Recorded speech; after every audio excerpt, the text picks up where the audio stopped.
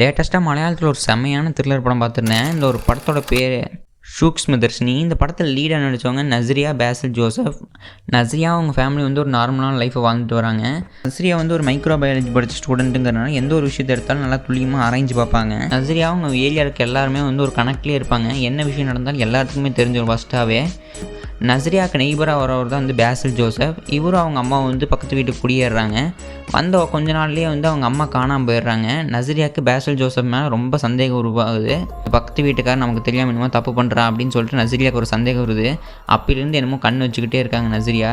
அப்பிலேருந்து என்னமோ தப்பு நடக்கிற மாதிரி தெரியுது. சந்தேகத்தெல்லாம் தேடி அவங்க இன்வெஸ்டிகேட் பண்ணி நஸ்ரியா கண்டுபிடிக்கிறாங்களா இல்லையா அப்படிங்கிறது அந்த படத்தோட ஆன்லைனு.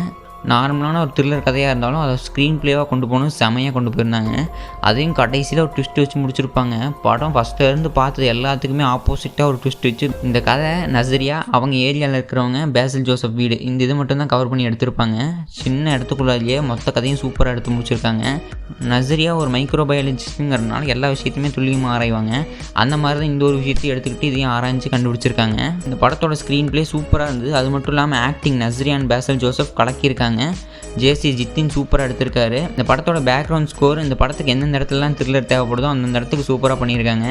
ஒரு பக்காவான த்ரில்லர் எக்ஸ்பீரியன்ஸ் இந்த ஒரு படம் கொடுக்கும். உங்களோட த்ரில்லர் ஃப்ரெண்ட்ஸ்க்கு இந்த ஒரு வீடியோ ஷேர் பண்ணிடுங்க.